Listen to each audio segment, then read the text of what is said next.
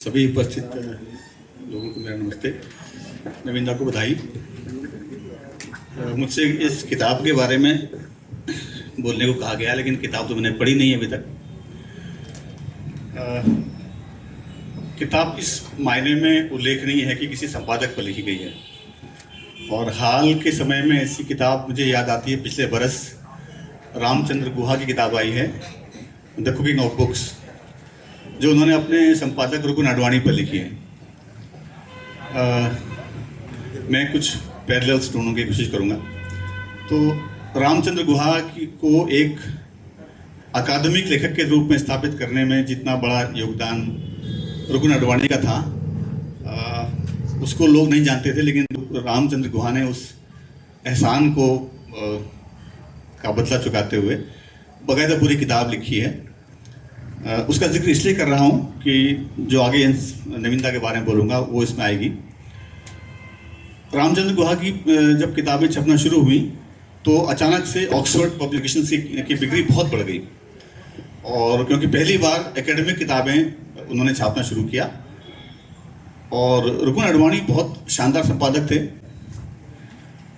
रामचंद्र गुहा की जब ठीक ठाक मार्केट बन गई तो उसमें एक वो वाकया बताते हैं कि रविन्द्रनाथ टैगोर के राष्ट्रवादी लेखन पर उनसे कहा गया कि एक 6 या 7 हज़ार शब्दों का एक लेख लिखना है। अब रामचंद्र गुहा न तो कभी बंगाल गए थे, न उन्होंने कभी टैगोर को पढ़ा था, लेकिन हाँ कह दिया। तो उनके पास जितनी किताबें मिली बंगलौर से टैगोर को लेकर के उन्होंने खरीदी, और वो कहीं चले गए 1 महीने के लिए और लिख लाए। तो रुकुन अडवाणी ने वो लेख सीधा फेंक दिया, बोले क्या कूड़ा लिख कर आए हो। दोबारा तेवारा लिखवाया और छप गया। फिर इनको एक और काम सौंपा गया नॉर्थ ईस्ट जाने का, कि वहाँ जाइए, साल भर कुछ काम करके आइए। तब तक राम गुहा मतलब स्टार थे लेखकों के, लेकिन एक वहाँ गए, लिख कर लाए, और रुकुन अडवाणी ने वो किताब भी बोली ये नहीं चलेगी, दोबारा लेकर लाइए। तो राम गुहा थोड़ा सा हल्का वो खींच भी कि भाई इतना बड़ा लेखक हूँ यार, मैं करूँ। तो बोले ठीक है मैं नहीं छापूंगा, आप वापस ले लीजिए। तो वो सीढ़ी से उतरने लगे तो राम गुहा ने कहा कि तुम्हारी जो ये ऑफिस जो बना हुआ है, इन इतनी किताबें तुमने बेची है मेरी, तब तुमने इतना पैसा कमाया है। तो रुकुन अडवाणी ने घास निकाली, बोले तुम ऐसे ही आओगे वापस, इसी तरह जैसे जा रहे हो उसी लौट के आओगे और रेंगते हुए आओगे मेरे पास। और राम गुहा लौट के आते हैं और वाकई फिर काम मिलता है। उनके जो संबंध हैं उसमें नविंदा ने, अब मैंने बात बोली, आज से कोई 10 साल पहले हमारे एक ब्लॉग कबाड़ खाने में नविंदा ने मुझे छापने के लिए एक लेख भेजा अपना, जिसमें वो अपने संपादक अशोक जी का जिक्र करते हैं कि जब ये बिल्कुल बहुत छोटे रहे होंगे, 20-21-22 साल के, तो इनकी निगाह में किताब आई जो कभी शेखरदल आया था नैनीताल से। एक अंग्रेज लेखिका थी मैरी टाइलर, उनकी किताब है भारतीय जेलों में 5 वर्ष। तो मैरी टाइलर ने नक्सलवाड़ी मूवमेंट के समय वो अपने किसी बंगाली मित्र के साथ कलकत्ता गई, तो पकड़ ली गई और 5 साल जेल में रखा गया उनको।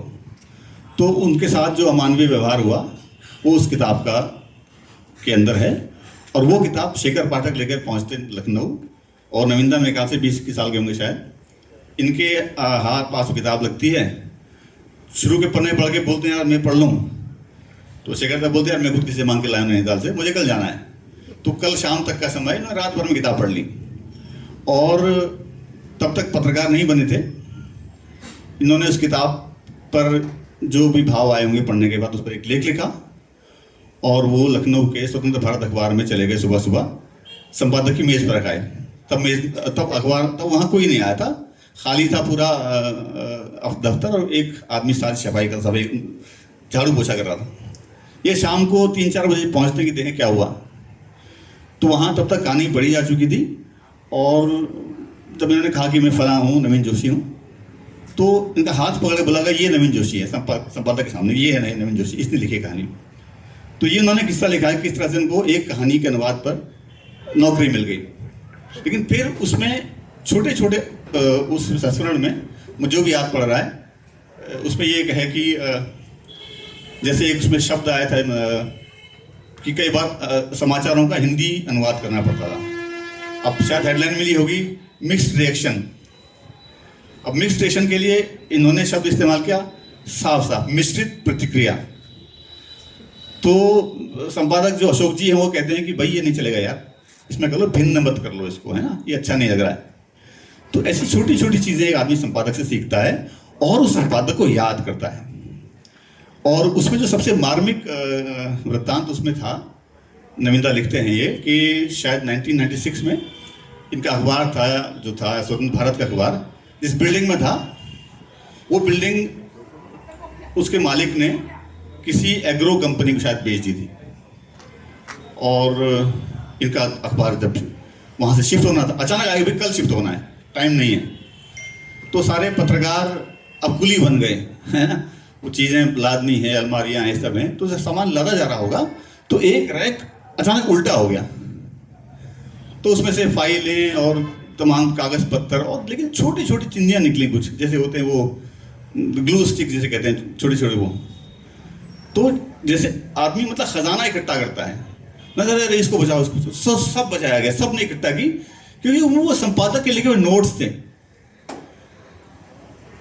जिनको बताया जाना था। संपादक नहीं है शायद तब तक वो जा चुके थे वो, लेकिन कितना संपादक को आप याद करते हो, वो नविंदा ने।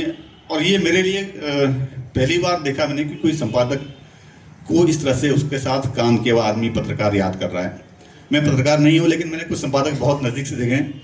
मैंने वीरेंद्र नगवाल को बहुत नज़दीक देखा है, मैंने विष्णु खरे को बहुत नज़दीक से देखा है, लेकिन उनके बारे में ऐसे किसी ने लिखा हो बतौर संपादक मुझे याद नहीं पड़ता। नविंदा के बारे में पूरी किताब छप के आई है, ये बहुत बड़ी बात है।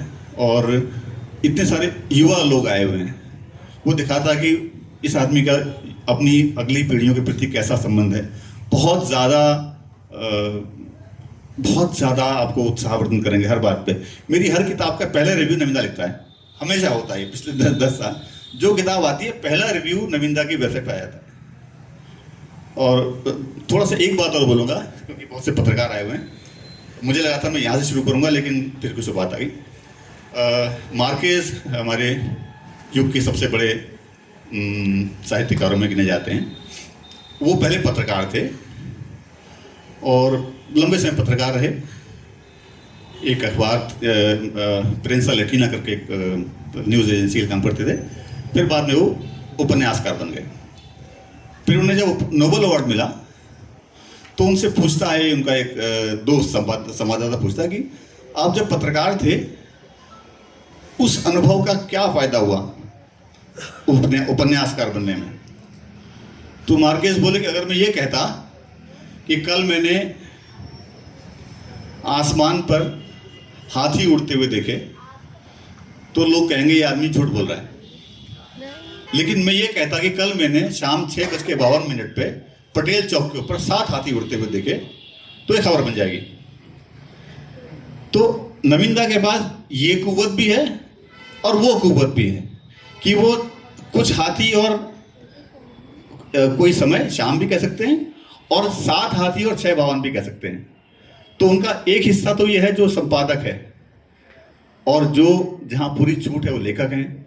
और मैंने अपने आसपास पिछले 30-40 सालों में देखा है कि बहुत से मेरे ऐसे वरिष्ठ साथी हैं, दोस्त हैं, गुरु लोग हैं जिन्हें बहुत कुछ लिखना था तो लिखते नहीं, कहते हाँ लिखेंगे। नविंदा एक इकलौता आदमी है जो लगातार किताबें लिखते रहते हैं और हर साल वो आपको शौक दे देंगे, अरे ये किताबें भी आ गई। तो नविंदा बहुत 100 साल जिए और थैंक यू सो मच, शुक्रिया क्लास के लिए।